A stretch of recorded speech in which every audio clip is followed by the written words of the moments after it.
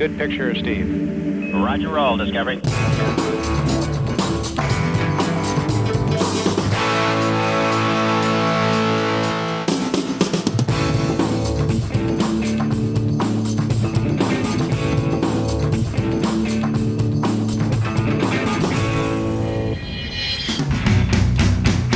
Cette semaine, la fine équipe dont refait le Mac a passé au crible la bêta d'iOS 11.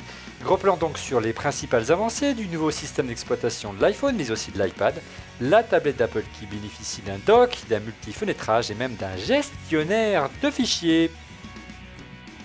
Bonjour à tous et bienvenue à 42 qui forme le futur talent de la tech, vous le savez, qui nous accueille chaque semaine dans ce magnifique studio. Merci à toute l'équipe de Studio 42 de nous aider chaque semaine et surtout merci à vous de nous avoir suivis si nombreux la semaine dernière. Nous étions l'émission en direct leader en France. Merci à vous pour votre fidélité. Je vous rappelle que vous pouvez nous retrouver l'émission d'ailleurs si vous voulez revoir notre live spécial WWDC. N'hésitez pas à la télécharger sur iTunes en version HD ou en version audio, bien sûr sur nos chaînes préférées sur Dailymotion ou encore sur YouTube et sur nos applications mobiles iOS et Apple TV. Cette semaine, nous allons parler de quoi ? Simplement d'iOS 11, bien sûr. Et pour en parler, à mes côtés, j'ai beaucoup de chance cette semaine, monsieur Thierry Derouet. Bonjour Thierry. Bonjour Olivier. Alors, tu as affûté ton iPad, il tourne déjà, il carbure déjà iOS 11 ? Carburer, c'est un grand mot, mais... Cela reste une bêta, cher ami. Voilà. Bon, c'est bien, on est content parce que regardez, le compteur est un petit peu monté. N'hésitez pas à mettre des petits likes sur la page Facebook dont on refait le Mac. On l'a créé il n'y a pas très longtemps, donc il faut que ça monte. On est un peu en retard par rapport à notre compte Twitter. On doit être à 8 ou 9 000 followers. Autre chroniqueur qui était avec nous, non, qui n'était pas avec nous la semaine dernière parce qu'il avait... il a eu un heureux événement. Félicitations Didier Policani de Mac Forever. Mais merci. Il est arrivé, tu vois, juste avant la keynote. Ouais. Donc j'ai pu faire la keynote quand même. Bon, tu l'as appelé Steve ? Je voulais, mais ma femme a dit non, mais Steve en français, c'est Stéphane. Alors bon, non, tu n'as pas essayé, non, quand même pas. Non. J'ai failli m'en proposer aussi, mais je me suis retenu. Et pardon, et dernier invité qui était également en duplex avec nous la semaine dernière depuis San José. Il s'agit de Steph MC de SwissConf. Bonjour Steph. Salut, bonjour. Bon, moi, par contre, j'ai 2 filles et quand le troisième est arrivé, qui était un garçon, le choix aurait été de l'appeler Lisa. Donc, moi, je l'aurais fait, quand même. Ah oui, c'est quand Mais même bon, curieux. c'était un garçon. Bon, allez, fais-nous un peu une c'est petite pas séquence Steve. auto-promo SwiftConf en quelques mots. Oui, écoute, SwiftConf, ça existe toujours et ça, c'était en septembre à nouveau, donc conférence pour les développeurs. Alors, en anglais, mais avec Mais en anglais allemand, quelques donc ça va. Français tous les ans. Non, avec un anglais bien anglais. Ah bon. J'habite dans un pays où l'anglais est une espèce de seconde langue, si tu veux, C'est naturelle. pas comme chez nous, c'est ça que tu veux dire Donc, je n'ai rien dit. C'est toi qui l'as dit. Ouais. Donc, conférence entièrement dédiée au Swift qui s'appelait historiquement Objectif Cologne. Alors, pour rappel, Cologne, c'est pas très très loin de chez vous, les Parisiens, c'est moins de 4 heures. La preuve, c'est que moi, je vais aller dans l'autre sens ce week-end. Donc, c'est 299 € pour 2 jours entiers où il y a à boire et à manger. Et au soir, il y a même de la bière, puisqu'on est en Allemagne.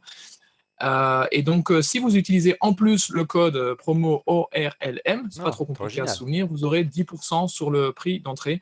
Donc, je vous invite à venir nous rejoindre en septembre pour 2 jours de folie tout autour justement des nouveautés d'Apple qui viennent d'être annoncées pour les développeurs avec iOS 11, WatchOS 4 et compagnie, notamment Core ML et tout ce qui est AR. Et sans oublier évidemment Swift sur le serveur, qu'il ne faut vraiment pas oublier. Passionnant. Hein. Écoute, voilà un geste commerciant, Thierry. Hein, c'est formidable. Oui, Quel absolument. magnifique Des réductions code sur la bière. J'aimerais en avoir fait. Sur la bière, ouais.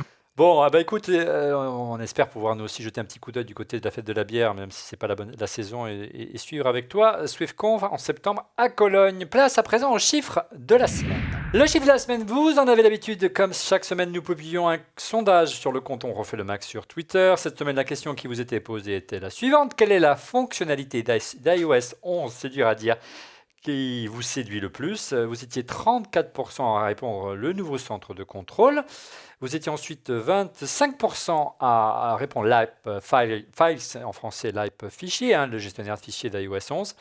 Et puis arrive en troisième position le glisser-déposer tant attendu sur l'iPad Pro. On va en parler ce soir. Et enfin, le dock pour l'iPad. Beaucoup de nouveautés.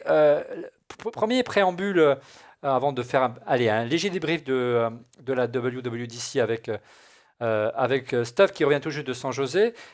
C'est pas pour tout le Hmm. monde iOS 11. Je vais y arriver. Je vais y arriver. Didier, je fatigue. Didier. Bah non, iOS 11, c'est uniquement pour les appareils 64 bits, puisque le 32 bits, c'est fini. C'est terminé. Donc, il te faut au minimum un iPhone 5S, si je dis pas de bêtises, C'est ça, et puis un iPad Air. minimum. Donc, bon, ça laisse quand même pas beaucoup de gens sur le carreau, d'autant que le 5S, ça devient un peu le minimum aujourd'hui, si tu veux pas un système un peu poussif et en dehors du temps. Voilà. Voilà, donc ça laisse quand même pas mal de latitude, hein. L'iPad Air a presque 4 ans maintenant. Et quant à l'iPhone 5S, effectivement, il a également 4 ans. Donc ça met C'est dehors vrai que c'est un peu l'iPhone dommage pour 5C, le. iPhone 5S minimum. Allez, un Même petit 5, même 5 d'ailleurs. Parce que l'iPhone 5S, c'est 2012. Ouais, exact. Puisque tu as la parole, est-ce que tu peux nous faire brièvement un petit débrief, une belle keynote, un bel Apple Event, une belle édition de la WDC cette Bah, année écoute, à San José. brièvement, ça va pas être facile, hein, parce que il y Allez, tu as avait 2 quand même minutes. beaucoup de choses. Hein. Non, Donc, allez, les 3 ou 4 points qui t'ont le plus marqué durant cette semaine. ce qui m'a le plus marqué, c'est qu'effectivement, iOS, surtout sur iPad, ressemble de plus en plus au Mac, et c'est plutôt une bonne chose, puisqu'on va être. Là, je suis vraiment surpris de voir en face de moi une dock comme sur macOS, et pas seulement une dock que l'on peut remplir d'apps, mais aussi une dock qui réagit, par exemple, au fait que j'ai un onglet Safari qui est ouvert sur mon Mac. Historiquement, pour passer à cet onglet sur l'iPad, j'aurais dû avoir un clavier, ou en tout cas passer par le mode standby. Là, il apparaît dans le dock comme par magie. D'autre part, on peut aussi taper sur certaines icônes, comme par exemple Files, et avoir donc toute une série de fichiers, un peu comme sur macOS aussi. Et puis finalement, pour en revenir aux développeurs, on a l'énorme chance d'avoir plein de nouvelles API, donc des interfaces de programmation d'applications, Ouais. qui donc nous permettent notamment de faire des jolies choses avec ce qui s'appelle CoreML, c'est-à-dire c'est du machine learning. Alors on ne va pas rentrer dans les détails, Non. mais ça permet de faire des merveilles. Et aussi, par exemple, beaucoup de sessions sur la réalité augmentée. Et pas mal de choses ainsi. Le glisser-déposer, évidemment, c'est assez génial, d'autant que ça marche aussi sur iPhone, il ne faut pas l'oublier. Le fait de pouvoir utiliser énormément de doigts et de mains, tout ce qu'on a sur son iPad, c'est quand même plutôt sympa. Donc voilà, le plein, et puis évidemment le plein de bonnes choses. Et puis il ne faut pas oublier Xcode, c'est quand même le joujou avec lequel on s'amuse toute la journée, qui est notre éditeur L'outil de développement. de logiciel dans lequel on écrit notre texte, outil de développement, qui a été fortement amélioré et qui permet de faire des choses que d'autres éditeurs permettent de faire depuis pas mal de temps. Donc voilà, on est content, et on joue avec ça depuis quelques jours, et maintenant il va s'agir de convaincre, comme tous les ans, les clients d'abandonner iOS 9 déjà, pour que l'année prochaine on puisse abandonner iOS 10, puisqu'en fait toutes les nouveautés qu'on a, on peut pas toujours les utiliser tout de suite, puisqu'on doit supporter les anciennes versions. Oui, et puis que la base installée soit au rendez-vous également pour pouvoir que le marché soit ouvert aux nouvelles applications. Il est vrai qu'on a plutôt mangé notre point noir ces dernières années avec la WWDC en termes de nouveautés. Une belle édition, tu l'as dit, en matière d'intelligence artificielle, en matière de réalité augmentée, en termes de réalité virtuelle. Moi, c'est presque ça qui m'a le plus marqué. On en reparlera tout à l'heure dans le busomètre, mais on y reviendra également dans une émission. Apple ouvre de nouvelles perspectives de développement, et c'est fortement intéressant pour le futur. Tout azimut, c'est extrêmement riche et très prometteur pour le futur d'Apple. On était très critique envers la marque ces dernières semaines, ces derniers mois à On refait le Mac. C'est important de le souligner que, apparemment, l'appétence et l'ambition d'Apple est de retour. Place maintenant à iOS 11. Les avancées les plus marquantes concernent l'interface, et on commence tout de suite par le centre de contrôle. Gros plan sur le nouveau centre de contrôle, c'est la fonctionnalité la plus évidente lorsqu'on installe iOS 11 pour la première fois sur un iPhone ou un iPad. Ça va beaucoup plus loin, une nouvelle interface qui s'affiche désormais, Didier, sur tout l'écran. Ça ressemble un petit peu au widget autrefois de feu macOS. Ouais, ils ont vraiment tout chamboulé. Je pense qu'ils ont pris aussi en compte beaucoup de choses qui venaient du jailbreak, ou même les commentaires des gens sur ce centre de contrôle. Et je dirais que la plus grosse nouveauté, c'est que tu peux quand même le personnaliser. Maintenant, tu peux vraiment mettre ce dont tu as besoin. Et Alors, ça, oui. c'est vraiment une super idée. Donc regardez le centre de contrôle maintenant, il s'active comme auparavant en glissant le doigt du bas vers le haut, mais effectivement les petits widgets, comme tu le disais, qui rappellent un petit peu ce qui se faisait ailleurs, mais ça occupe désormais tout l'écran. Et on peut le personnaliser comment? C'est très simple, vous allez dans les préférences, vous sélectionnez le centre de contrôle. Et là, on peut glisser directement, par exemple. Euh, Alors, il y donc, a une petite différence, c'est oui, que là, tu viens de parler de l'iPhone. Sur iPad, c'est un peu différent parce que sur iPad, on a le multifenétrage et le centre de contrôle qui se retrouvent au même endroit, oui, on le c'est-à-dire voit au sur même endroit. l'écran, Donc, sur la tablette de voilà. notre ami Donc, Thierry. c'est soit ton double-clic, soit ton swipe du bas vers le haut. Dans les deux cas, on a les deux interfaces. Et ce qui est vraiment génial, c'est que le multifenétrage s'affiche maintenant un peu comme sur Mac, avec vraiment les fenêtres et non pas On va y cette espèce revenir, ne d'effet va pas trop 3D vite. qui On reste sur le s'étale. centre de contrôle. On va y revenir sur le multifenétrage. Regarde, c'est prévu un peu plus tard. Ah oui, c'est Euh, vrai. en clair, en termes de fonctionnalités, il y a plein de nouvelles petites fonctionnalités qu'on peut paramétrer, hein, pêle-mêle, Didier. Ne pas déranger en voiture, hein, c'est une fonctionnalité qui a été présentée sur la scène de San José la semaine dernière. Un effet loop, une économie d'énergie. L'Apple Wallet, bien sûr, notes, dictaphone, assez pratique si vous faites des interviews. Remote, et on vient de le montrer pour l'Apple TV. Ou encore une fonction pour réaliser une capture vidéo de l'écran, ce qui nous permet de faire nos démos ce soir. Ça, c'était très attendu. C'est vraiment très sympa, ça, Didier, hein. Oui, c'est hyper cool. Ils ont vraiment rajouté pas mal de petites choses et il y en avait qui étaient très demandées par les utilisateurs. C'était aussi de pouvoir activer le partage de connexion rapidement et puis aussi de pouvoir désactiver tes données cellulaires. Manifestement, il y a beaucoup de gens qui font ça souvent. Mm. Ça, tu peux le faire directement. Alors, moi, je trouve qu'ils auraient pu aller un tout petit peu plus loin avec le Wi-Fi, par exemple, en permettant de changer de réseau. Voilà, ça peut être pratique avec 3D Touch. Ils l'ont pas fait. Bon, voilà, on en veut toujours plus, mais Apple, faut aussi qu'ils trouvent le compromis entre la facilité d'utilisation et les fonctionnalités. Mais là, je trouve qu'ils ont donné quand même beaucoup de souplesse, hein. Prise en charge du 3D Touch également, Thierry, mais uniquement évidemment sur l'iPhone. Est-ce que ça marche? Comment ça marche du côté de l'iPad pour le 3D Touch, pour gérer les fonctions? Bah, ils ont un peu simulé ça, notamment quand on le voit avec Keynote. On Ah, sur le peut, dock, oui. voilà, sur le dock, on peut maintenir une pression sur le dock et on voit s'afficher automatiquement les derniers fichiers ouverts. Ouais. Voilà, donc ça, c'est une feature qui est liée aux nouvelles applications et Apple vient de mettre à jour des applications compatibles avec ce dock. Ouais. Et si tu fais un appui long, par exemple, sur les premières, tout en haut sur le centre de contrôle, ça ouvre des sous-menus directement. Donc, il Voilà, comme simule, ça. il simule un effet 3D Touch, un peu Didier, hein, on peut dire ça sur l'iPad.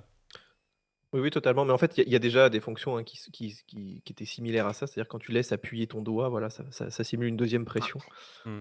Bon, Le 3D ça Touch, permet effectivement d'avoir des fonctions avancées. Le 3D Touch n'avait pas forcément la cote, hein, il ne s'était pas vraiment démocratisé là, Apple, mais vraiment beaucoup d'énergie pas forcer, mais amener les utilisateurs à l'utiliser plus souvent. Là, c'est un exemple dans le centre de contrôle, hein, qui exploite Surtout, ils pleinement auront, 3D Touch dorénavant. ils auront pas le choix parce qu'il y a des fonctions que tu accèdes que avec ça. Et d'ailleurs, c'est pas très explicite. Enfin, nous, on le sait parce qu'on est un peu geek, on a l'habitude. Mais je suis pas sûr que ma grand-mère, tu vois, elle arrive à activer tous les trucs. Parce qu'il y a des choses qui disparaissent un peu, qui sont au deuxième écran, justement, maintenant. Hmm. Et ça, effectivement, il va falloir un petit coup de main. Je pense que ça va pousser aussi les gens à utiliser la fonctionnalité. Est-ce que tu penses, alors on voit qu'il y a plein de nouveaux widgets, de nouvelles fonctionnalités qui sont apparues. Le réflexe, c'est de se dire, est-ce que un développeur pourra développer des widgets pour ce centre de contrôle, Steph? Pas que je sache. À moins que j'ai loupé quelque chose, mais je me souviens pas avoir vu ça. Donc voilà, ça c'est voilà. Pour l'instant, j'ai rien vu à ce Aujourd'hui, niveau-là. c'est pas possible, mais apparemment, il y a quelques petits bidouilleurs qui ont effectivement vu des bouts de code qui permettraient de le faire. Mais aujourd'hui, Apple bloque cette fonctionnalité, mais ça semble une évolution assez logique. Oui. Permettre, par exemple, si tu utilises une application bien précise, de pouvoir, depuis le centre de contrôle, désactiver ou activer une fonction précise de cette application qui tourne en tâche de fond. C'est assez logique, Steph. Ouais, j'imagine, sauf qu'il faut toujours faire gaffe à ce qu'on pourra faire à l'avenir parce qu'on pourra peut-être le faire dans 10 ans ou on pourra peut-être jamais le faire.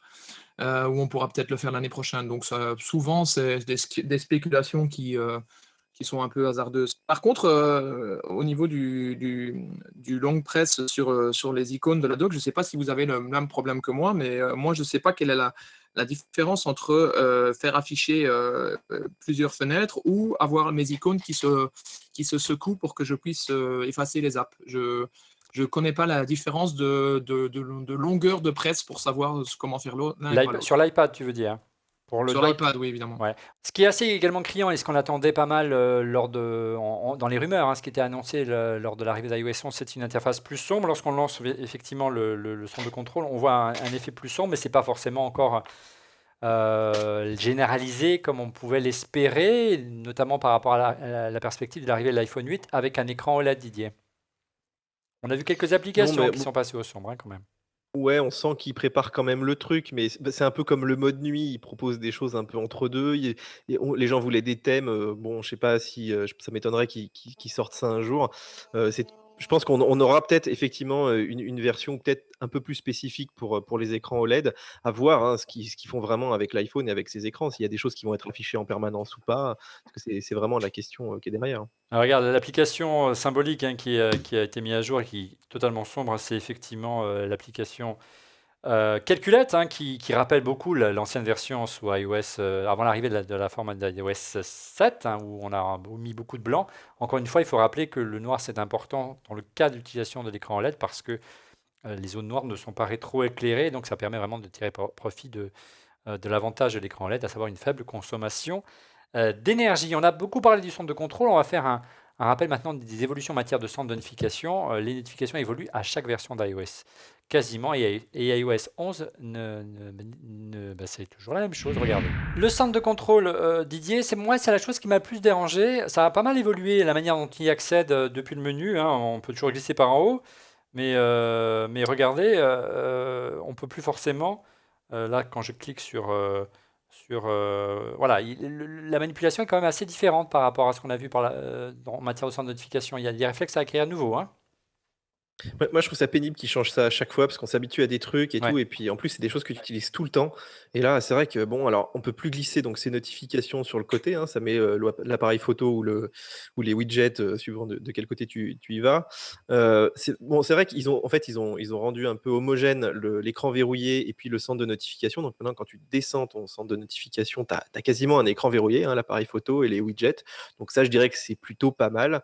Mais après, voilà, ça va peut-être s'affiner hein, avec iOS 11, puisque en fait, c'est que des bêtas, donc ils peuvent aussi écouter les utilisateurs, voir comment ça se passe. Déjà, il y avait eu quelques petites limitations, rappelle-toi l'an dernier, des choses où on s'était bien habitué pour masquer ses notifs, etc. Puis il y a des choses qui avaient disparu, d'autres choses qui étaient apparues. C'est très compliqué. Moi, je pense qu'ils devraient quand même laisser un petit peu plus de souplesse et proposer des préférences en fait pour ça, puisqu'on n'a pas du tout le même usage de notification en fait. Ouais.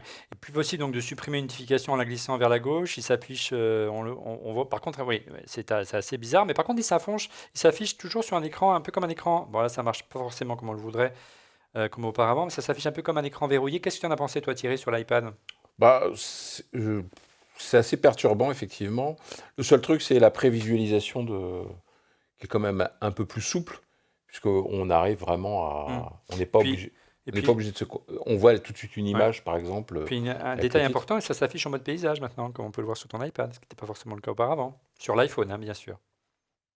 Ouais. Sur l'iPhone, on ne pouvait pas l'afficher en mode paysage. Petite démonstration. Zoup, je tourne. Et voilà, regardez, j'ai ici toutes mes notifications. J'espère qu'il n'y a pas de choses compromettantes qui s'affichent à l'écran. Qu'est-ce que tu penses des notifications pour conclure sur ce point, Stoff, cette manie un petit peu d'Apple de vouloir réinventer la roue chaque année? Bah, je suis tout à fait d'accord avec Didier, c'est-à-dire que c'est terriblement pénible, c'est-à-dire on passe un an à expliquer à notre grand-mère comment ça marche et puis après, ils nous le changent. Donc, je veux dire, pour nous, c'est rigolo parce que ça change à chaque fois et on est des geeks, mais il faut qu'ils se mettent d'accord et qu'ils nous laissent les trucs au moins 2 ou 3 ans, quoi. Parce que sinon, c'est perturbant. Et pour en revenir à cette histoire tu viens de me dire là en paysage, là, je suis dans un mode super funky.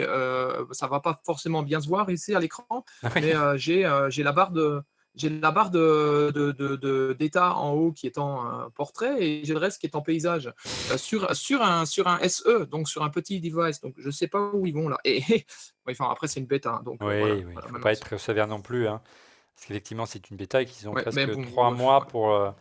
pour la faire mûrir. En tout cas, une chose est sûre, c'est que on a bien senti qu'Apple voulait faire monter l'iPad en gamme, le rendre de plus en plus professionnel, le rendre de plus en plus productif. Et c'est donc l'iPad qui bénéficie le plus d'avancées en matière d'iOS 11. Regardez, on va le voir tout de suite dans ce prochain chapitre. Steph nous l'a dit en préambule tout à l'heure, l'une des principales avancées d'iOS, c'est l'arrivée d'un dock sur l'iPad qui donne des airs de Mac à notre iPad Pro, comme on peut le voir sur l'ordinateur. C'est freudien, sur la tablette. On peut dire ordinateur hein, maintenant. Maintenant, ouais, sur la tablette de Thierry. En clair, on y glisse ses applications favorites comme sur son Mac. Ah oui, là on arrive à en glisser jusqu'à 15. Une petite démo, tiens, glisse-en une pour montrer un petit peu. Alors, pour glisser, c'est simple, hein. On en prend une, hop, et on la pose. En théorie. Ici. Ça me Hop, fait des mots. et voilà, c'est fait. D'accord. Et puis si on veut l'enlever, allez hop. Donc ça disparaît effectivement de la liste des applications, mais on les déplace juste. Donc on a ces applis favorites et sur la droite, on retrouve les applications Les trois dernières. Les 3 dernières applications ouvertes. les Enfin, récentes ou en cours fonctions d'exécution. ouvertes. Ouais, tout à fait. Alors, comment on y accède comment on y, pardon, comment on peut l'autre avantage de ce dock, donc c'est d'être plus productif et qui permet de lancer plusieurs applications à l'écran. C'était déjà le cas d'iOS 10 auparavant. Souvenez-vous, mais c'était pas assez souple. Comment ça marche? Comment le dock permet d'aller plus loin, Thierry? Petite Bah, démo. le dock, c'est si on ouvre par exemple Word, voilà, là on est en plein écran. Ouais. Le dock, on peut le réactiver directement comme ceci. Ouais. Donc d'une simple pression, il réapparaît. Et si on veut ouvrir une deuxième application, Ouais, vas-y. donc là on va prendre par exemple Excel. Ah, carrément, tu glisses l'application en dehors Voilà, du dock, comme tu si on glisses. sortait l'application du dock. Tout à fait, tu le poses. Et là, il y a 2 options qui Ouais. s'offrent à toi. Soit tu l'ouvres sur le côté, Comme auparavant, donc c'est Voilà. figé dans. et voilà. on peut à ce moment-là agrandir. Donc ça, c'est le même mode qu'on avait dans iOS 10. Voilà. Et sinon, avant, quand on voulait changer d'application, on opérait un petit geste vers le bas. Et là, ce qu'on fait, c'est qu'on sort, en gros, on sort beaucoup de choses d'ailleurs, l'application de l'écran pour le mettre par-dessus le Ouais. deuxième. Et on peut déplacer comme ça. C'est des fenêtres flottantes. Bon, ça a besoin Voilà. d'être encore un petit Enfin, peu ça flotte optimisé. pas comme sous une application, enfin sous un OS standard. Et tu peux Mais avoir là, il y jusqu'à a combien deux de fenêtres, hein? Bah, On lance encore une. Bah, je crois 3. normalement, Bah, on doit trois en pouvoir tout, en ouvrir un et puis rajouter une picture. que- pour une vidéo. Ouais. Et une Jusqu'à flottante. jusqu'à 4 applications ouvertes à l'écran. Effectivement, ça va beaucoup plus loin. Il y avait déjà eu des tentatives, Didier, dans iOS 10 et même dans iOS 9 de mémoire pour lancer plusieurs applications, mais il fallait passer sur un menu sur le côté. Souvenez-vous, c'était pas très intuitif. Là, l'arrivée du dock l'est un peu plus, mais il faut quand même acquérir le réflexe. C'est pas évident, hein, comme le disait Stuff tout à l'heure, de savoir quand est-ce qu'on sort une application du dock ou quand est-ce qu'on lance une application. Hein. Ça ne marche pas forcément encore Non. à tous les coups. Hein. C'est pas du tout simple. Et même nous qui sommes des gros geeks, je pense qu'on a tous mis un petit Un moment avant gros, de comprendre comment ce truc t'en prie. marchait. Mais en fait, ouais, je trouve ça encore assez complexe. Et puis, en fait, ils osent pas faire les fenêtres comme sur un système traditionnel, c'est-à-dire qu'ils peuvent aller manger les unes sur les autres, hein, avec une espèce de hiérarchie sur lesquelles on irait passer le doigt. Donc ça, ils veulent pas le faire. Ils veulent une espèce de mosaïque, un truc bien contrôlé. D'ailleurs, quand tu es développeur, tu peux pas faire n'importe quoi en termes de fenêtres. Là, j'ai trouvé qu'il y avait aussi un manque. C'était que, en fait, si tes applications sont pas dans le dock, bah, t'es foutu, quoi. Tu peux pas aller les chercher ailleurs. Alors Ouais. avant, on avait un tiroir qui se déroulait à l'infini, mais il y avait au moins tout dedans, enfin tout ce qui était éligible. Et maintenant, bah, si ton appli est pas dans le dock, tu peux pas la mettre par-dessus. Donc voilà, ça demande aussi un petit peu d'intelligence en amont. Mais ouais, on sent que voilà, ils ont brisé des dogmes, hein, quand même avec ça. Ouais, On a vraiment pas mal de tabous, ouais. fenêtrage qui commence à devenir efficace. Mais pour ma grand-mère, c'est pas encore très simple. Et puis même pour le power user, c'est un peu poussif. Et surtout, si tu as essayé sur les petits écrans, donc de 9 pouces 7, ou pire sur les iPad mini, c'est impossible. Enfin, le truc, vraiment, tu as du mal à déplacer tout ça, quoi. On l'attendait depuis longtemps, c'est quand même plutôt une bonne nouvelle, Stuff, mais c'est vrai que c'est encore un petit peu limité. Ça reste une version bêta, ils ont encore 3 mois pour perfectionner le système. Hein.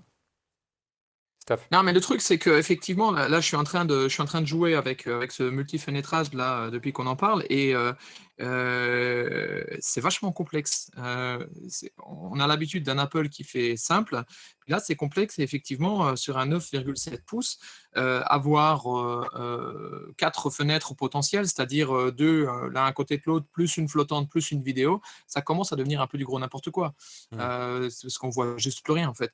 Le problème, ce que moi je vois souvent, et je le sais en tant que possesseur d'un iPhone SE, c'est que les petits devices ont tendance à se faire oublier. Et là, j'ai l'impression qu'ils commencent à oublier l'iPad 9,7 pouces en faisant des trucs pour les gros iPads, de la même façon que j'ai régulièrement, voilà, des surprises sur un petit iPhone, parce que, et là, c'est le problème des développeurs en général, Apple y compris, testent que sur un type de device avant de vérifier finalement que ça marche. Même problème d'ailleurs avec la localisation. Et voilà. Donc là, si Apple voulait convaincre les utilisateurs de passer plutôt à l'iPad grand format, il y a le 10,5 qui est arrivé. On en reviendra dans une émission dans quelques semaines. On fera un test complet, mais également le 12,9 pouces, hein, c'est ce modèle que tu as.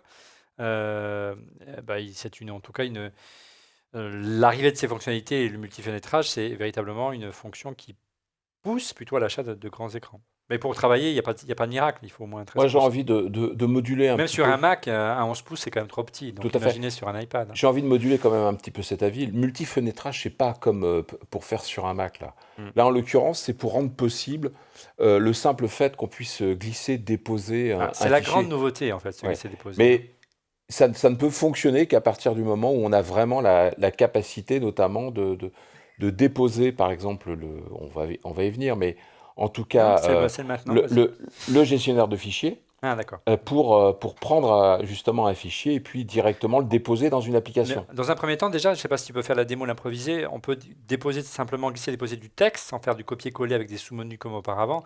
Entre par exemple Notes et Word, par exemple, si tu peux lancer Notes, on peut déposer des images, on peut déposer des liens, on peut déposer par exemple une localisation dans Plan. C'est assez perfectionné. Et ça, c'était très compliqué et c'est quand même beaucoup plus simple aujourd'hui avec ce dock iOS et iOS 11 qu'avec iOS 10 ou iOS 9, même sur des petits devices, Didier. C'est plus intuitif. Oui, c'est clairement plus intuitif. Bon, ils reprennent un peu le copier-coller. Hein. Avant, tu faisais du copier-coller de texte, d'images, et ça marchait Oui, mais déjà c'était en par fait. des Donc, sous-menus et beaucoup de gens ne savaient même pas que cette fonction existait. exactement. Mais le glisser-déposer, je suis pas sûr que ce sera forcément inné non plus à faire ça comme ça. D'autant que déjà, il faut mettre tes fenêtres correctement. Enfin, ça demande quand même une gestuelle qui est pas si simple. Hein.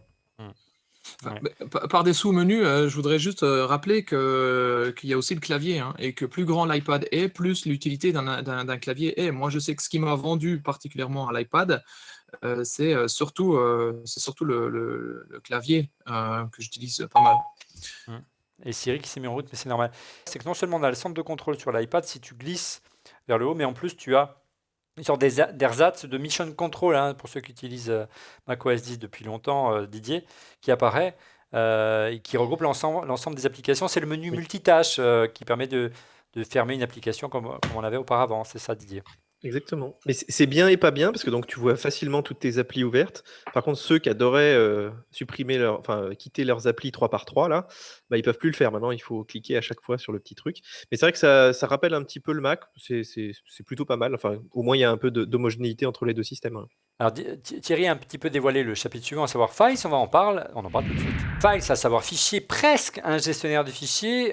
C'est une nouvelle application préinstallée, hein, sur iOS 11 qui permet de gérer donc ces fichiers beaucoup plus simplement qu'auparavant. Qu'est-ce que ça permet concrètement de faire, Thierry, par rapport à ce qu'on avait auparavant?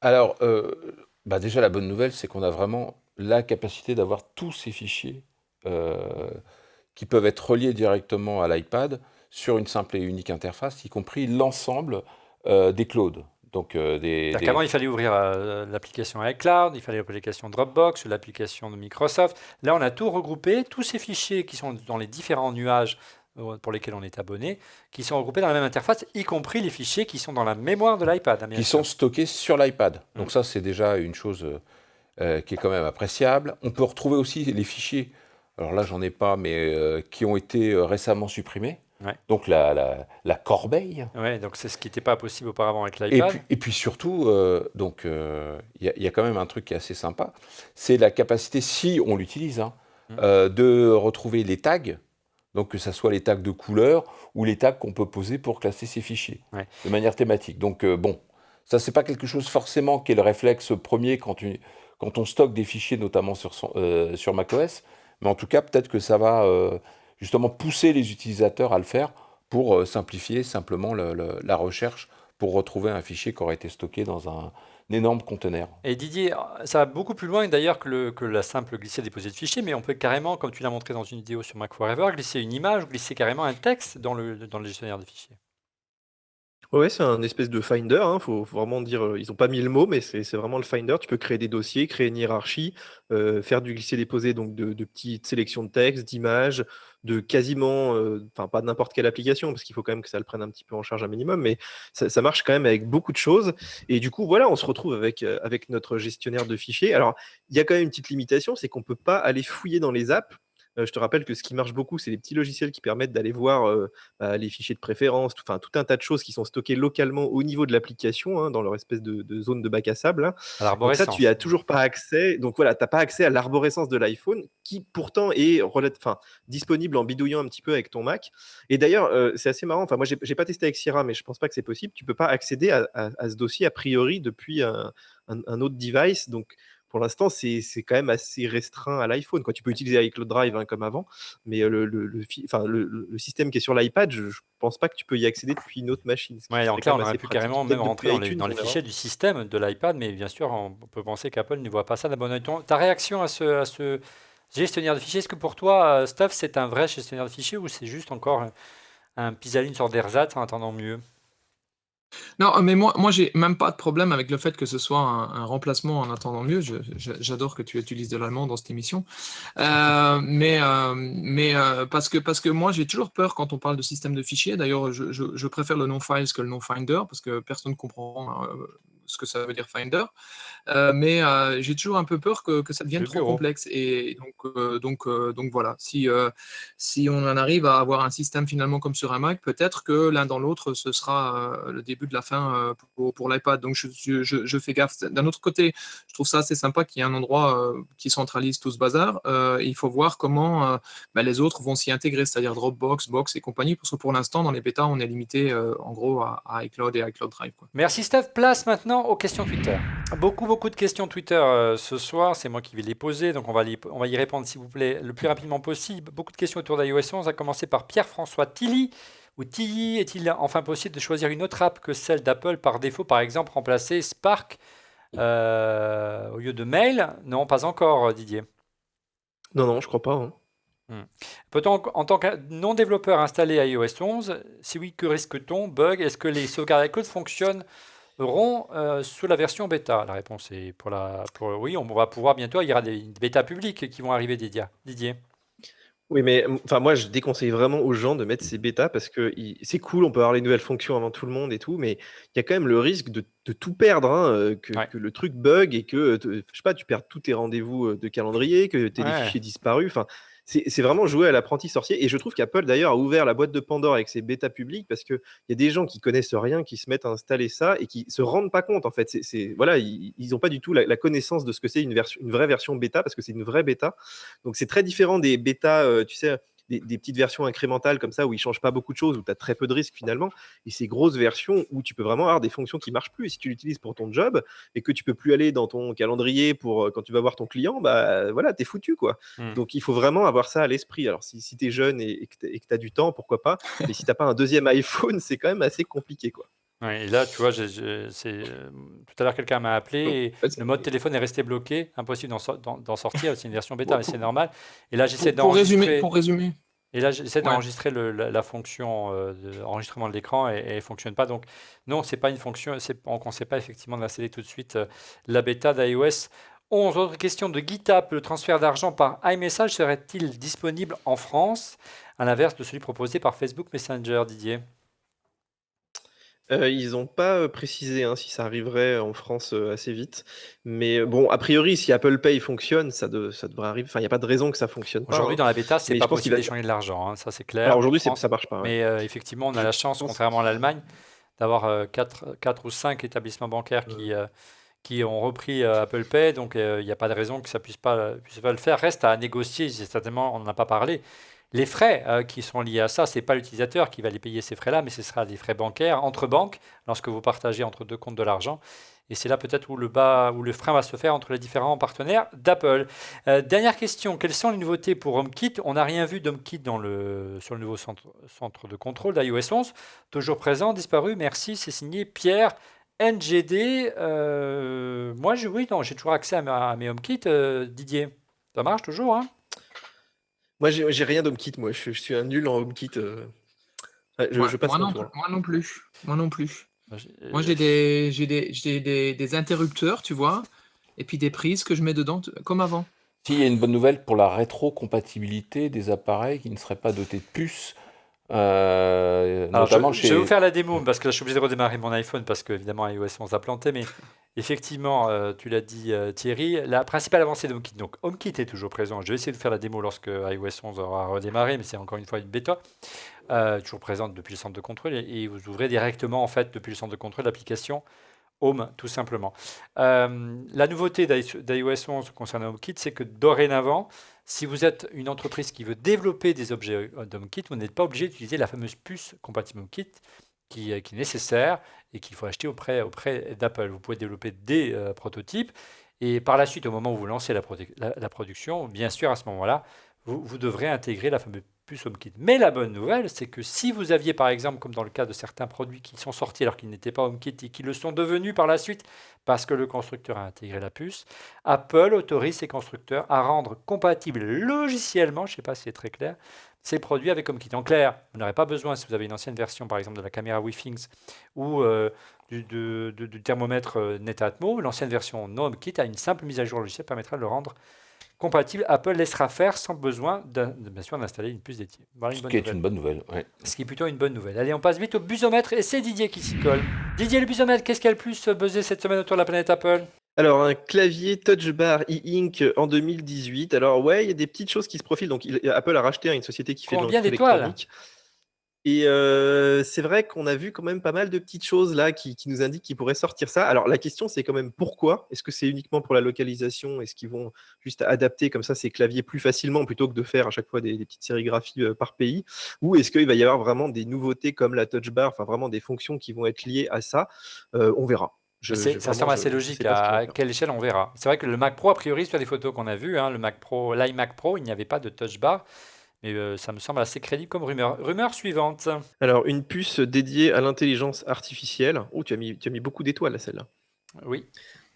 Bon, de toute façon, le Apple travaille énormément sur ce segment-là, donc forcément, ils développent du hardware, du software. Aujourd'hui, on n'a que des bribes d'infos, en fait. On ne sait pas exactement qu'est-ce qu'ils vont faire. Est-ce que c'est plus pour la voiture? Est-ce que c'est plus pour des devices? Est-ce que Mais c'est pourquoi il y aurait pour une les deux? puce?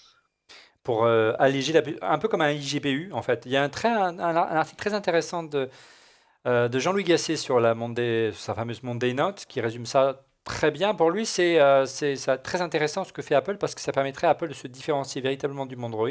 En clair, en faisant vraiment une synergie entre matériel et logiciel avec je dirais des fonctions qui seraient liées à des puces dédiées, notamment en matière de réalité virtuelle ou de réalité augmentée, avec du traitement dans le téléphone, avec une puce dédiée qui permettrait donc d'alléger la puce principale, permettrait de différencier plus facilement une offre iOS, une offre Android, parce qu'Android ne pourrait pas le faire, parce qu'il ne lit pas évidemment le logiciel et le matériel. Donc c'est assez intéressant, et c'est vrai qu'aujourd'hui il y a beaucoup de développement autour de cela, ça prend énormément de puissance, et développer une puce spécialement avec des instructions qui seraient dédiées à cette puce-là permettrait de considérablement alléger le travail du téléphone et ouvrir des fonctionnalités qui ne sont pas possibles aujourd'hui, sans forcément bouffer ta batterie. On va demander aux développeurs de services. Qu'est-ce que tu en penses de cette rumeur, Stuff? Je pense que de toute façon, la réalité augmentée, on y va. Je dirais presque malheureusement, parce qu'au niveau, le développeur est content évidemment parce qu'il peut faire joujou, mais l'être humain commence à flipper un peu parce qu'on commence à inventer un peu tout. Et je pense qu'à terme, c'est comme on en parlait lors de la dernière émission, on aura très probablement des lentilles qui vont nous inventer notre monde. Voilà, moi je préfère continuer à caresser mon chien en vrai qu'un chien virtuel dans 20 ans. Troisième rumeur, elle est liée à la précédente, Didier. Donc des lunettes de réalité augmentée. Bon, ça c'est une rumeur qui court depuis un petit moment déjà, et c'est vrai que on a eu quand même pas mal d'infos à la WWDC sur la réalité augmentée. Ils mettent quand même le paquet, ça y est, enfin.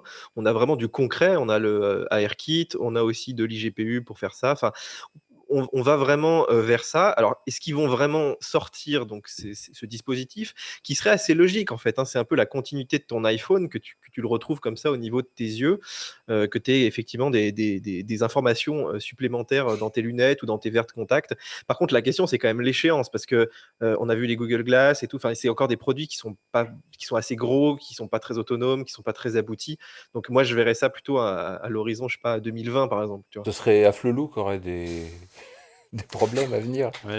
Oui, non, mais c'est pas forcément. Oui, mais il faut effectivement le problème des lunettes correctrices est lié à cette fonctionnalité des Ils lunettes ont, correctrices, c'est aussi une ils, ont- fonction ils importante. auront, ils auront qu'à changer leur nom. Ils auront qu'à s'appeler Ife le loup. Ah, il faut le- Quatrième rumeur, Didier. Alors, l'écran de l'iPhone 8 équipé de Touch ID. Alors, tu vois, après en avoir vu derrière l'écran, et puis Ouais. la rumeur, Elle revient. voilà, bon, elle revient, et puis effectivement, toutes les petites coques et enfin, toutes les pièces qui sont censées fuiter des usines, on ne sait jamais si c'est vrai, elles auraient donc effectivement des indices sur le fait qu'il y aurait Touch ID sous l'écran, ce qui est apparemment assez difficile quand même techniquement. Il y a beaucoup de rumeurs qui disaient que l'iPhone 8 serait en retard à cause de ça. Donc voilà, ils ont peut-être trouvé le système. De toute façon, voilà, ils ne pouvaient pas faire comme Samsung et le mettre au dos, c'était juste pas possible. Surtout que c'est l'un des principaux défauts du S8. On cherche le capteur qui en plus qui se confond avec celui de la caméra. Dernière rumeur, Didier. Alors, Apple investirait dans Toshiba. Alors, en fait, c'est plus qu'une rumeur, hein, c'est quasiment confirmé puisque, en fait, c'est une alliance de plusieurs sociétés, hein. Il y a Apple, Dell, Kingston aussi, je crois. Enfin, Foxconn a quasiment confirmé l'info, hein. Donc Ouais. voilà, ils veulent reprendre effectivement l'activité mémoire de Toshiba. Voilà, l'activité c'est mémoire pourquoi, de Toshiba qui est stratégique pour le Japon, Thierry, et Toshiba qui est dans la tourmente, hein, qui est exsangue financièrement, mais que ça reste une activité qui est stratégique pour le Japon et au-delà pour tous les fournisseurs et comme Apple qui ont besoin de ce type de composants. Tout à fait. De toute façon, on ne peut pas s'en passer. Et, la problématique là, du rachat de Toshiba, c'est vraiment des gros problèmes financiers que Toshiba a aujourd'hui avec des malversations Ouais. et des directions qui sont un peu dans la tourmente, on va dire. Surtout au Et- Japon, c'est assez violent. Il Oui. faut voir aussi que Oui. Apple a encore quelques 2 ou Steph. 3 petits milliards à investir. Ouais. Donc, 250 ils vont a faire priori. leurs emplettes. Mais aujourd'hui, ils ont annoncé quelque chose de bien plus intéressant que d'investir dans Toshiba, puisqu'ils ont décidé d'investir 1 milliard dans les énergies alternatives. Donc, c'est quand même pas mal. Et c'est un joli pied de nez à l'administration Trump, quoi. Ouais, je m'attendais d'ailleurs, petite parenthèse, à ce que Tim Cook commence sa keynote la semaine dernière par un petit mot là-dessus. J'étais surpris comme il le fait chaque année et il n'en a pas parlé. Ça m'a surpris, donc il ne veut pas déclarer la Ouais, guerre enfin, il a frontale quand même, avec, il a quand même, avec la Maison Blanche. Bref, on reprend le cours de cette émission et après une fonctionnalité importante d'iOS 11, c'est l'évolution de Siri. Didier, bonne nouvelle, Siri devient plus intelligent avec iOS 11. C'est pas simplement une revue de l'icône qui est différente sur iOS 11. Oui, alors il propose donc des nouvelles fonctionnalités, donc je dirais un peu dans la continuité de ce qu'il y avait chaque année, hein. Là, il fait maintenant de la traduction, il fait pas mal de petites choses en plus. Il prend en compte quand même le contexte, donc ça c'est très important, c'est quelque chose sur lequel iOS avait beaucoup de retard par rapport à Android, d'arriver à enchaîner comme ça les questions et puis de pas devoir à systématiquement repréciser ce que tu veux dire. Donc ça, c'est plutôt pas mal. Il a aussi revu un peu sa formulation, il comprend aussi des nouvelles choses. Moi, je suis quand même un peu déçu. Je m'attendais à beaucoup plus d'intelligence artificielle, notamment après ce qu'a annoncé Google. Et Apple, là, peut-être que c'est un peu un aveu d'échec finalement, ou alors ils préparent des choses qu'ils n'ont pas encore montrées, mais j'ai trouvé qu'ils étaient quand même assez timides, hein. T'as pas trouvé, toi, avec Siri?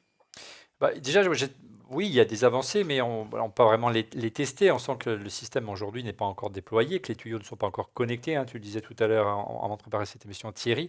On le voit avec la traduction, ça fonctionne que de l'anglais vers les autres langues. C'est une belle avancée. La traduction, on l'entendait depuis longtemps, elle existe depuis longtemps chez Google. Mais c'est vrai qu'Apple est un peu en retard et c'est pas nouveau. On l'a déjà dit lors des différentes émissions sur ce sujet par rapport à Non, Google. puis on ne voit pas comment ils vont pouvoir rattraper de manière accélérée ce C'est retard. le fond de commerce de Google, l'intelligence artificielle. Pourtant, c'est vrai que l'intelligence artificielle, ils l'ont évoqué à chaque fois. C'est-à-dire qu'il n'y a pas un élément aujourd'hui qui est épargné, hein, que ce soit la Watch, il y a de l'intelligence artificielle, le système, La réalité il y a de virtuelle, la voilà. réalité augmentée. Il y en a à tous les étages. Ouais. Mais la réalité, elle est différente une fois encore. Hein, même s'ils annonçaient éventuellement à l'avenir une puce dédiée, il faut arrêter de mettre tout sur le compte de l'intelligence artificielle. Il s'agit avant tout alors c'est un peu plus compliqué, je pense que là, il faut regarder du côté des développements, mais quand on parle de machine learning, de deep learning, donc de dispositifs algorithmiques, hein, c'est pas nouveau une fois encore, c'est aujourd'hui la capacité de stocker, d'analyser et d'améliorer l'utilisation de données. Par exemple, avec la reconnaissance d'écriture, qui normalement devrait être implémenté sur le système. Ouais, qui ne fonctionne pas encore. Tu peux pas en Voilà, faire la démo ce soir. c'est une fois encore l'amélioration et le passage par l'intelligence artificielle qui devrait permettre d'apprendre et d'améliorer de l'écriture de tout un chacun. C'est-à-dire de vraiment prendre en compte cette caractéristique qu'on a d'écrire plus ou moins bien. Moi, j'écris comme un cochon. Alors, il y a des applications qui existent déjà, hein, la fameuse application Nebo Vas-y, lance-la. sur... J'ai ripé. Géripé, voilà, qui fonctionne très très bien aujourd'hui. Alors, Je vais te dire ça pour que ça marche pas. voilà, mais si. non, mais on peut écrire la solution. Donc ça, à qui- terme, iOS 11 le ferait nativement. C'est ce qui est en tout cas promis par Apple. Aujourd'hui, ça n'est pas encore opérationnel sur la version qu'on a installée. Hein. Voilà, et là, on Donc, fait traduire, convertir, et on a tout de suite le texte. reconnaissance Il y a- optique de caractère. C'est extraordinaire. Et j'écris comme un cochon. Ouais.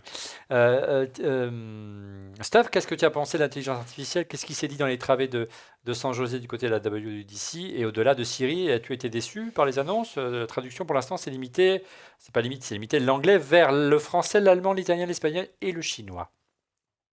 Bah, moi, je suis un peu surpris qu'ils ont. Je sais pas s'ils ont racheté des sociétés qui le font, je me souviens plus. Mais en tout cas, s'ils l'ont fait, ils n'ont pas racheté les bonnes parce que il y a des tas d'apps qui font ça vachement mieux. Et on sait qu'ils ont racheté une société à l'époque pour faire Siri, mais c'est un autre métier. La traduction, c'est un autre métier. Et donc, ça devrait être quelque chose qui devrait arriver. Et là, pour le coup, autant je suis critique vers les évolutions de réalité augmentée, autant je ne le suis pas du tout et j'imagine un monde qui sera assez formidable le jour où on va pouvoir se parler dans n'importe quelle langue et que l'autre comprendra dans n'importe quelle langue. Ouais. En tout cas, l'enjeu pour Apple sur ce créneau-là, on le voit sur l'assistant vocal. Il n'y a pas eu de démo d'ailleurs, hein, souvenez-vous de HomePod, hein, l'autre principale nouveauté de cette WWDC, donc l'enceinte connectée. Apple a beaucoup plus insisté sur le côté audio que sur le côté assistant vocal, parce que là, encore une fois, ils sont en retard en termes d'intelligence artificielle, en termes de fonctionnalité, en termes de modularité, en termes d'ouverture vers les développeurs tiers, notamment ce que peut faire aujourd'hui Amazon. Donc tout est à construire de ce côté-là, et c'est l'enjeu, certainement, les enjeux pour les années qui viennent pour Apple. De l'intelligence artificielle, on en a beaucoup parlé dans Siri, on va également en parler dans l'appareil photo. On a beaucoup parlé de l'appareil photo parce qu'il se renouvelle. Avant de parler d'intelligence artificielle, Didier, un nouveau format apparaît. Apparemment, Apple veut la mort du JPEG. Je sais pas s'ils veulent la mort du JPEG. De toute façon, le JPEG va pas mourir, faut pas se leurrer. Par contre, eux, ils ont un problème dans leurs appareils et même de façon générale dans la bande passante qui est utilisée sur le web, qui est qu'effectivement, aujourd'hui, on sait beaucoup mieux compresser les données. Et c'est dommage finalement qu'on n'utilise pas ces nouveaux systèmes. Donc après le H264, tu te rappelles pour la vidéo, le MPEG-4, il y a une nouvelle version donc, qui s'appelle le H265 qui lui permet quasiment de diviser par 2 le poids des fichiers. Donc ça permettrait de diviser par 2 le poids de ta photothèque, ce serait quand même pas mal. Et donc le seul problème, c'est qu'il faut en fait une petite puce qui est présente que depuis le processeur A9, on va dire. Et sans ça, en fait, ça met beaucoup trop de temps à générer et même à lire donc ces Voilà. fichiers. Si tu veux lire de la L'intérêt du 4K en bus dédié, en H265. clair, hein, on le voit bien là. Voilà, exactement. Il faut toujours du hardware spécifique quand tu veux faire des choses très très spécifiques comme ça. Donc effectivement, je pense pas qu'ils vont tuer le JPEG, d'autant que en fait, si tu enregistres dans ce nouveau format sur ton téléphone, Apple te fait la conversion à la volée. Efficiency Oui, c'est un- Image File Format. Voilà. Personne il y a ne pas va que l'image utiliser qui est sauvegardée. ce mot-là. Hein, mais... Le HAIF. Ouais. L'enjeu, c'est presque. Donc les photos et les vidéos sont Voilà. enregistrées en H265. Hein. Ouais, l'enjeu, Et après, en fait, quand tu les partages à tes Ouais. amis, tu peux encore mettre un mode de compatibilité, donc ils vont rester en MPEG-4, en JPEG. Eux, ils verront pas la différence. La seule différence, c'est toi, quand tu les stockeras sur ton Mac, par exemple, tu pourras les stocker dans ce format-là. Donc ça te prendra moins de place. Et c'est quand même pas mal. Hein. Ça veut dire que toute ta photothèque aussi que tu vas rapatrier sur iCloud, elle va mettre 2 fois moins de temps à arriver. Donc c'est une vraie avancée. Ça veut pas forcément dire que ça va tuer le JPEG. Ils vont continuer à cohabiter pendant un moment. Et l'enjeu, tu l'as dit Didier, va presque au-delà certainement au-delà de la photo, mais de la vidéo. Quand on voit aujourd'hui, l'enjeu, c'est la 4K, la difficulté d'avoir des bandes passantes qui permettent de profiter de la 4K aujourd'hui si on n'a pas une bonne connexion Internet. Là, si on allège de 20, 25, 30, 40, 50% une bande passante d'une vidéo en 4K, ça change la donne. Et là, Apple travaille beaucoup là-dessus, et ce qui explique certainement l'arrivée prochaine d'une Apple TV 4K. Oui, c'est Exactement. effectivement une rumeur qui a traîné là, cette semaine. Justement, cette capacité à traiter de la 4K. Et puis moi, j'aimerais bien revenir un petit peu sur le nouveau format de fichier, qui est celui d'embarquer des informations complémentaires à l'image du RAW. C'est-à-dire, par exemple, sur un calque. on dessine un calque, on est capable de détourer une image et on va, sur ce format de fichier, stocker ce calque. Voilà, comme ça, au moins, il n'y a pas que le côté compression qui est concerné, il y a aussi l'enrichissement des informations qu'il peut y avoir sur une photo. Alors, est-ce qu'il y aura autre chose? Là, je ne sais pas, j'ai pas regardé plus avant. Plus en détail. On a vu apparaître la prise en charge des QR codes, hein, ça faisait longtemps qu'on attendait Didier, et puis une amélioration également des live photos. Oui, alors les QR codes, c'est tout simple, et ça, pourquoi est-ce qu'ils l'ont pas fait avant? Enfin, le QR code, c'est vieux comme le monde, donc il suffit de filmer, en fait, un QR code avec l'application appareil photo. Il va te proposer donc d'ouvrir un lien, d'ouvrir une page web, et cetera. Enfin, tous les trucs un peu classiques du QR code, et même d'enregistrer un mot de passe Wi-Fi si le truc est bien fait. Donc ça, c'est assez pratique, hein. Et du côté, oui, des live photos, donc on a des petites améliorations. Alors, c'est pour faire des boucles, il y a des filtres là sur Instagram comme Boomerang qui sont très populaires. Donc voilà, maintenant on peut faire ça avec des live photos. Ça lit les Ça gifs s'appelle rebond animés chez aussi. Apple. Ouais. Et faire des Exactement. petites books vidéo Voilà, très c'est à dans la l'air mode du temps, sur hein, les les, jeunes, ils adorent ça, quoi.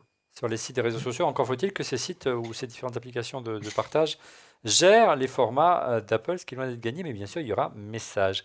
On n'a pas beaucoup entendu parler Stuff sur le sujet des photos. C'est normal, c'est lui qui va s'exprimer Ouais, surtout sur le prochain chapitre, à savoir l'App Store. Alors, Stuff, qu'est-ce que tu as pensé de cette nouvelle interface de l'App Store qu'on va peut-être découvrir avec Thierry sur l'iPad Pro Apple, là, apparemment, a enfin fait un gros travail de refonte de l'App Store. On en a beaucoup parlé la semaine dernière. Il y avait urgence pour offrir plus de visibilité aux nouvelles applications. Alors, il y a deux choses. Il y a d'abord, il y a ce qu'on appelle le front-end, c'est-à-dire ce que vous voyez. Effectivement, c'est un peu frais. C'est totalement différent, enfin assez différent. C'est des fontes un peu plus comme dans iOS 11, avec vraiment une séparation des apps et des jeux. Alors ça, c'est super important parce que on en avait un peu gavé de ne voir que des jeux, alors que moi, les jeux, personnellement, moi, ça m'intéresse pas une seule seconde. Donc, personnellement, moi, j'aimerais même, si possible, cacher ce tab-jeu. Mais c'est surtout qu'en tant que développeur, c'était difficile de sortir du lot avec une app qui est une app et pas un jeu, même si un jeu est une app, puisqu'on était mélangé au milieu du truc. L'autre chose, c'est qu'il y a des améliorations qui sont moins connues, qui sont par exemple la diffusion par bout d'une version. Ça, c'est assez génial. C'est-à-dire qu'un développeur aujourd'hui peut décider que sa version de son app ne sort pas tout de suite pour tout le monde, mais elle est distribuée en 7 jours. Le premier jour, elle est distribuée qu'à 1% de la population, le deuxième jour à 2%, et ainsi de suite, jusqu'au 7e jour où les 50 derniers pourcents sont distribués. Ça permet notamment d'avoir des meilleures apps, parce qu'en fait, s'il y a un bug énorme, il ne touchera que 1% de la population, ce qui sera déjà pas mal. Ouais, Donc voilà, c'est 1% pas mal de servant de nouveautés. bêta-testeur quelque part, à grandeur nature, c'est ça? C'est un concept de... Voilà, c'est de la bêta poussée, entre guillemets. Ok. Avec quelques fonctions maintenant, on va faire un petit inventaire à l'après-vert pour conclure. Sur différentes fonctions relativement pratiques qu'on a aimées dans iOS 10, qui ne méritent pas un chapitre à eux seuls. Pas mal de fonctions pratiques un peu cachées et qui sont de bonnes surprises dans iOS 11. A commencer, Didier, par la fonction de capture d'écran qui n'avait pas évolué depuis les premières versions d'iOS. Et là, on a enfin pas mal d'options pour nous, d'ailleurs, qui sommes journalistes et qui faisons tout le temps des captures d'écran sur iOS. Exactement, nous on passe notre vie à ça. Donc maintenant on peut enregistrer notre écran depuis le centre de contrôle et on peut capturer les images assez facilement. Et donc tu peux les annoter très vite. Elle vient se caler en fait en bas à gauche de ton écran en format miniature. Ouais. Et puis tu peux donc voilà dessiner dessus. Tu peux aussi surtout la partager très vite. Par exemple, tu l'envoies via AirDrop. Et puis tu n'es pas obligé de la sauver. Donc tu peux choisir à la fin si tu veux la sauver ou pas. Voilà. Ouais. Le seul regret moi que j'ai, c'est qu'on puisse pas garder le comportement d'avant. Parce que des fois c'est quand même pratique de pouvoir vite faire des captures d'écran et puis qu'elle s'enregistre toute seule. Alors ça, rapidement, c'est pas seulement génial pour les journalistes, c'est aussi génial pour les développeurs et pour les mecs comme moi qui ont une passion très poussée pour la découverte de bugs et de poster ce qu'on appelle des radars, c'est-à-dire des bugs à Apple, parce que je fais maintenant, ça va très très vite, je fais une capture d'écran, je l'édite, je poste un tweet, j'efface cette capture d'écran puisqu'elle est sur le tweet, ça me suffit, et ensuite je vais poster un radar à Apple où je leur dis, ce qu'ils adorent pas du tout d'ailleurs, allez voir le tweet. Et donc voilà. Donc voilà, on gagne un temps phénoménal. Autre fonctionnalité intéressante qui n'a pas forcément été dévoilée la semaine dernière, Didier, c'était la possibilité de déplacer plusieurs applications en même temps sur la grille pour ranger son iPhone, pour ranger son iPad, ses applications. C'est plutôt sympathique ça. Oui, c'est bien. C'est pas du tout intuitif parce qu'on sait pas du tout comment faire. Il t'explique pas vraiment. Mmh. Mais voilà, si tu sélectionnes une application et que tu la bouges un petit peu, tu la déplaces et après tu peux en fait cliquer sur les autres avec l'autre doigt et elles vont les regrouper donc au sein d'un petit combiné d'applications que tu peux déplacer d'un écran à l'autre. Donc voilà, c'est rigolo. Je sais pas si vraiment on va utiliser ça parce que ça demande Ouais. un peu de doigté. Alors, il faudra un petit peu améliorer le concept. Une application inspirée de l'Apple Watch maintenant, c'est l'application Appel d'urgence, hein. Vous savez, sur l'Apple Watch, si vous maintenez appuyé le bouton longtemps, ça provoque un mode d'urgence. On pourra créer la même chose sur le téléphone. Et au bout de quelques secondes, ça renvoie automatiquement un appel d'urgence si vous arrive quoi que ce soit et que vous n'avez pas la possibilité, par exemple, de composer un numéro. C'est assez sympa. Notes évolue aussi beaucoup, Didier. Oui, enfin, c'est pas des énormes évolutions non plus, mais par exemple, tu peux mettre des petits tableaux façon Excel, donc ça te permet de ranger un peu, de faire je sais pas, des comptes par exemple. Donc c'est assez pratique, il n'y a pas de calcul dedans, mais ça permet de structurer un peu tes données. Et puis tu peux scanner. Alors là, ils ont fait un truc, c'est pas de la réalité augmentée, mais il reconnaît quand même des formes. Il y a de l'analyse d'image derrière, et il est capable de sélectionner par exemple une feuille qui est sur ton bureau, et puis entre guillemets de la scanner. Donc il va t'aider à la recadrer en fait, mais derrière, il n'y a pas non plus l'OCR. Donc voilà, toutes les petites applis qui font déjà ça en fait de manière Scanbot indépendante, ça notamment, va qui pas les remarque. tuer, mais voilà, mais c'est pratique si tu veux juste scanner un petit document rapidement comme ça avec l'appareil photo, ça marche quand même très très bien. Moi, ce que j'ai adoré, c'est les fonctions de partage automatique, par exemple de mot de passe Wi-Fi en rapprochant simplement deux iPhones, c'est assez étonnant. Encore une fois, même, il a même détecté automatiquement l'Apple Watch lorsqu'il a fallu la jumeler. C'est assez remarquable, par contre, ceci. Et puis ça marche très très très vite, hein. Enfin vraiment, c'est hyper efficace. Et c'est pareil, c'est des trucs, moi j'aurais aimé avoir ça avant parce on est tous allés en vacances avec des longs codes Wi-Fi, tu sais, à taper. Et puis on se leur donnait les uns les autres. Et alors là, ça marche vraiment, vraiment direct. Et ça marche à tous les coups là. Pour une fois, sur la bêta, ça marche vraiment bien. Et dernière fonction qui, moi personnellement, j'ai trouvé très intéressante, mais on est un peu sur notre fin, c'est AirPlay 2. Qu'est-ce qu'on sait d'AirPlay 2, Didier, Stov, qu'est-ce qui s'est dit du côté de Saint-José? Alors sur AirPlay 2, la grosse nouveauté, c'est le multi-room, donc la prise en charge de plusieurs enceintes, hein, si tu as plein d'enceintes AirPlay dans ta maison. Ça, c'est quand même bienvenu pour ceux qui utilisent ça, hein, effectivement, il faut C'était la faut avoir principale l'usage fonction derrière. manquante d'AirPlay par rapport à toutes les enceintes connectées qui permettaient La justement de faire question, du c'est multi-room. est-ce justement, est-ce que ce sera compatible avec tous les systèmes, notamment Spotify, avec tous les matériels derrière? Là, ils ont quand même pas été très clairs là-dessus, hein, Alors, Mais normalement, oui. l'iPod ici, autant pour moi, l'HomePod pour l'instant n'est compatible qu'avec Apple Music, mais a priori, il y aura d'autres enceintes AirPlay 2, c'est prévu, hein. J'ai discuté avec quelques constructeurs d'enceintes qui m'ont dit que c'était pas grand-chose de faire évoluer AirPlay 1 vers AirPlay 2. Il faut notamment, apparemment, intégrer un peu plus de mémoire cache pour avoir un peu plus de mémoire tampon pour favoriser d'une pièce à l'autre le passage de la musique d'une pièce à l'autre et le multi-room.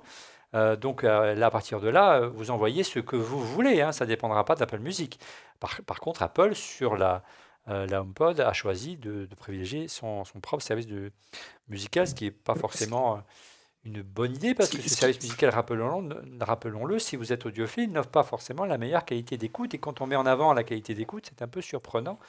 Mais bon, on verra. Lorsque le produit sera là, il sera Ce là. qui, ce qui En me perturbe un peu, décembre. moi, c'est que ça Oui, existait déjà sur iTunes, ça, le multi-room, mais Oui, mais à avec partir de ton Mac plusieurs uniquement. bornes AirPort.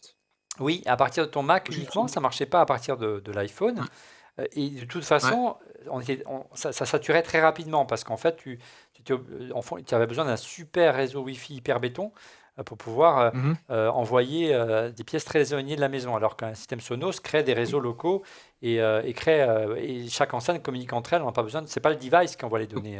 Donc ça marchait Donc, en beaucoup gros, mieux. Apple veut nous vendre plusieurs HomePods, c'est ça l'idée. C'est Bien qu'il sûr. faut acheter Et un HomePod c'est- par pièce. Et c'est tout l'enjeu. Allez, pour conclure cette émission, on va essayer de voir ensemble quelles sont les fonctions manquantes qui vous manquent dans iOS 11.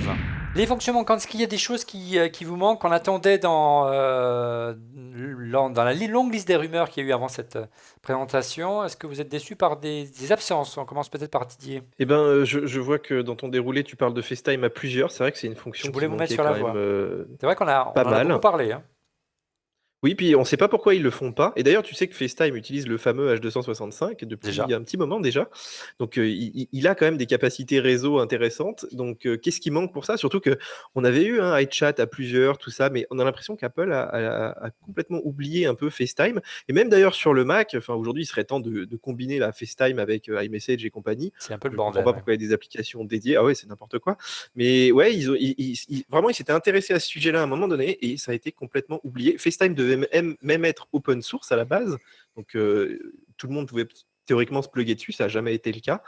Donc, voilà, un peu abandonné, un peu triste quand même. Ouais, à moins qu'on ait une bonne surprise en cours de l'été et qu'une future bêta d'iOS 11 arrive avec cette fonction-là, mais j'ose pas trop y croire. Autrement qu'à vos yeux, peut-être du côté de Stuff.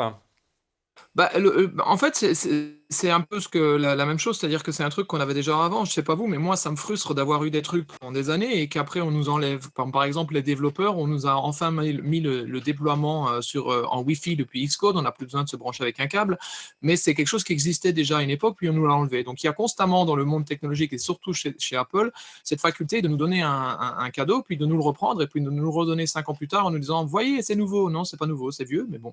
Par contre, je vais aussi m'inspirer de ton inspiration, puisque le multi-compte, c'est quelque chose qu'on n'a toujours pas, effectivement. En sachant que ça existe avec l'application Classroom, c'est-à-dire pour les écoles. Moi, je sais que je m'occupe de faire des petites formations avec des jeunes, avec les Swift Playground. C'est quelque chose que je voulais avoir, que j'ai demandé, mais je n'ai pas été considéré comme une école, donc je n'ai pas droit. Même chose avec, j'ai assez d'enfants pour former une classe aussi. Donc, ça veut dire que Apple veut évidemment que je le rachète à chacun un iPad, mais il n'en est pas question. Bien sûr. Donc, le multi-compte, je ne sais pas si on l'aura, mais je continue à espérer qu'on l'aura incessamment sous peu. Ouais, surtout qu'il existe Peut-être sur même le Mac déjà depuis des années. Hein. Le multi-compte, c'est la dans iOS possibilité 12. de Ouais. créer un Et- profil pour chaque membre de la famille. De ton côté, Thierry, quelles fonctions te manquent et que tu aimerais voir apparaître sur iOS 11? Bon, outre la reconnaissance d'écriture à tous les étages, Ça devrait arriver. oui, enfin ça reste à vérifier, parce que là, on l'a vu qu'en démo et dans une application. Moi, ce serait la détection intelligente du hotspot Wi-Fi. Je donne un exemple, on est dans une maison, c'est comme chez moi, on passe d'un étage à l'autre, et bah, pour capter, je suis obligé de passer Un répétiteur à l'autre. voilà, d'un répétiteur à l'autre. Ça serait sympa qu'il le détecte automatiquement et qu'il bascule sans être m'obliger, quand je change d'étage avec un de mes appareils, à changer Hmm. le Wi-Fi. Ouais, il faut C'est que je- bête, hein, mais Ouais. bon, il y a plein de choses comme ça qui peuvent manquer de manière très très pratique. Ouais, moi aussi, j'attends aussi le multi-compte, j'attends FaceTime à plusieurs, mais bon, c'est encore une version bêta, une toute première version. L'accueil est plutôt bon, ça reste relativement stable, puisque là, on l'a installé sur 3 appareils, même si j'ai un petit souci avec mon iPhone, mais encore une fois, ça va se bonifier tout au long de l'été. Voilà, on aura l'occasion de revenir plus en détail sur iOS 11, puisqu'il va arriver à maturité début septembre avec l'iPhone 8. En attendant, on passe au coup de cœur. Les coups de cœur, on commence tout de suite avec Didier. Et oui, Olivier, alors tu sais qu'on teste beaucoup de choses en ce moment, hein, parce que Apple nous a pas épargné, nous les journalistes, parce On que s'était calme on a pendant vraiment 9 trop de mois, donc c'est produits. le temps de te rattraper. Exactement, mais on ne sait plus quoi tester d'abord, tu vois. Alors cette semaine, enfin la semaine dernière plutôt, est arrivé donc l'iMac 4K à la rédac et franchement cette machine qui avait été délaissée par Apple, où il y avait plus de carte graphique, enfin il y a vraiment des configurations qui étaient un petit peu moyennes. Et ben je trouve que cette année il redevient cool l'iMac 4K et notamment bah, donc on a donc des cartes graphiques dédiées et puis Digne de maintenant on ce va nom. pouvoir lui plugger, regarde, alors c'est lourd, hein. On va pouvoir lui plugger ça. Alors, Est-ce Kezako. que tu sais ce que c'est ça? Je sais, mais je te Ça, laisse le c'est un dire. boîtier Ouais. pour mettre des cartes graphiques externes. Alors, ça marche pas encore hein, dans le macOS qu'on a, mais ça va arriver donc avec High Sierra. Donc, tu pourras avoir un iMac qui a une carte graphique, on va dire convenable, mais sans plus. Et tu pourras faire donc de la VR, par exemple, avec un casque HTC Vive. Tu pourras aller sur Steam VR, acheter des jeux qui fonctionnent en VR.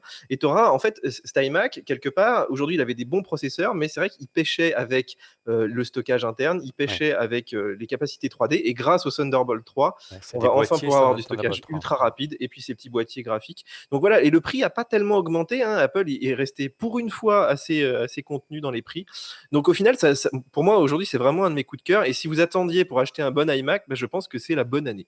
Oui, surtout que le Thunderbolt 3 est arrivé. Effectivement, on aura l'occasion d'y revenir la semaine prochaine. On l'aura en plateau. On va essayer de le décortiquer ou presque sur toutes les coutures. Autre coup de cœur avec Stuff. Ah ben moi, c'est un coup de cœur logiciel pour le coup, et c'est des amis, donc c'est facile d'avoir un coup de cœur, mais Bah tiens, c'est une boîte qui s'appelle Ecam, E-C-A-M-M, qui est assez connue pour faire des produits comme Call Recorder pour Skype ou pour FaceTime, PhoneView ou d'autres choses ainsi que les podcasteurs utilisent beaucoup. Mais ils ont ouais, sorti un Glacis, produit qui cher s'appelle Monsieur Ecam X. Live, qui en gros, oui, c'est vrai, avec Glacis, j'ai oublié voilà. Mais là, ils ont sorti un produit qui s'appelle Ecam Live, qui est en gros la façon de faire du Facebook Live depuis son Mac. Et j'avais pas encore vu leur produit, même si en général je suis toujours au courant du développement de leurs produits. J'étais vraiment littéralement sur le postérieur. Ça coûte $30 comme tous leurs autres produits. C'est une licence à vie, c'est-à-dire que on paye une fois et on sera toujours mis à jour. Et ça permet de rajouter des titres, des lower thirds, de voir les commentaires en live. Donc voilà, si vous faites du Facebook en live, depuis votre Mac, vous partagez votre écran, mettez un petit fenêtré. Enfin, pour $30, c'est incroyable. Et ouais, c'est vrai qu'ils font des produits remarquables chez ICAM. Bon, bah écoute, on va vite tester. Dernier coup de cœur ou avant-dernier coup de cœur avec Thierry. Alors moi, je suis absolument pas original, mais j'ai quand même flashé sur l'iPad Pro 10,5 pouces. Donc l'intermédiaire, le nouveau format d'écran, Ah, élargi. ouais, et donc il est plus large. Et puis surtout, on commence à avoir des capacités de stockage de 512 Go. Alors bien sûr que le prix commence à piquer, hein, parce que là on passe la version de base qui est à 64 Go, qui est à 739 €, parce que chez nous ça coûte toujours un peu plus cher, passe en 512 Go à 1059 et à 1219 avec la 4G. Mais enfin, avec ça, commence à avoir des appareils. Là-dessus, on y inclut un petit stylet, Une petite hausse, et la hausse du stylet est très important. La hausse du et stylet. puis un clavier, et puis on commence à avoir effectivement le prix La MacBook quasiment Pro. d'un MacBook Pro d'entrée de gamme. Mais bon, on commence à avoir des appareils qui sont assez sympathiques, et surtout ce stockage qui est quand même attendu. Ah, quand on veut travailler, avoir que soit 32 Go, c'est quand même un petit peu juste. Donc Puis ils ont effectivement, quand même lâché les chevaux en même pas 2 ans de temps, hein, puisqu'on ouais. on est passé de 128 à maintenant 512. Oui, on est passé à 256 l'année dernière, ça double maintenant chaque année. Peut-être le En tirage sachant que pour l'année prochaine. Oui. très rapidement au niveau stockage, il y a quand même une nouveauté, c'est qu'ils ont upgradé le iCloud de 1 Tera en 2 Tera, et surtout qu'on peut partager maintenant sa capacité avec sa famille, ce qui est assez génial pour les familles. Oui, et ça devient un peu plus économique, effectivement, même s'il pourrait encore faire des efforts côté tarifaire sur iCloud. C'est 10 € quand même, hein. Ouais, quand on regarde Ouais, du côté 10 € pour toute ta famille, à un moment donné. Oui, mais chez Microsoft, par exemple, il y a Office en plus, hein. Ouais, Ça fait une petite différence pour le même prix. ouais, ils sont Mais il encore un suffit petit de peu dire chez plus. Microsoft pour que je sache pourquoi je donne plus de sous à Apple. Ah, il y a eu du réflexe conditionné des utilisateurs de Mac. Regardez de mon côté, moi j'aime beaucoup le matériel à l'approche bientôt des vacances d'été. Les caméras de surveillance sont à la mode. L'une des dernières de chez Canary, c'est une boîte qui a beaucoup fait buzzer il y a quelques années sur les sites comme Keystarter ou oui, c'était ou Indiegogo, je ne sais plus, mais peu importe. C'était une solution de crowdfunding. Ils ont monté leur boîte, ça marche super bien. Non seulement c'est des caméras intelligentes, on peut par exemple définir des zones que l'on veut surveiller et pas d'autres. Par exemple, si vous mettez votre caméra dans le salon et que dans le salon il y a la télé et que la télé s'allume et qu'il y a une personne, ça va détecter une personne. Et bien, vous pouvez masquer la télé dans la zone. C'est assez remarquable ce que fait Canary au niveau logiciel et au niveau matériel également. Regardez ces nouveaux modèles de caméra. C'est la Canary Flex. La particularité, c'est qu'elle peut donc aller dehors. Elle est étanche. Elle fonctionne aussi bien sur secteur que sur batterie. Et elle vaut 249 € à l'approche des vacances si vous cherchez une caméra. C'est une belle solution simple. L'application est vraiment remarquable. C'est certainement une des meilleures applications du marché en plus du matériel. Ça s'appelle Canary et ce modèle, c'est le Canary Flex 249 €. Voilà, nous sommes arrivés au terme de ce 264e épisode d'On refait le Mac. Merci de l'avoir suivi. Vous retrouvez toute l'équipe presque chaque semaine. Tu reviens quand tu veux, Didier. Steph, vous revenez la semaine prochaine pour parler de l'iMac? Mais Ou pas. clairement, et nous, on a publié plein de petites vidéos là cette semaine sur toutes les nouveautés, donc n'hésitez pas à aller voir. Voilà, si vous voulez faire le tour d'iOS 11 en quelques minutes, c'est assez pratique. Oui, sur le centre de On contrôle. reviendra parler d'iMac.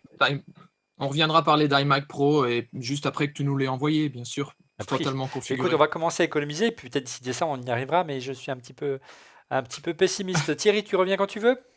Absolument. Et puis en plus avec un nouvel iPad, il nous l'a promis. Quant à nous, on se retrouve dès la semaine prochaine. Au revoir.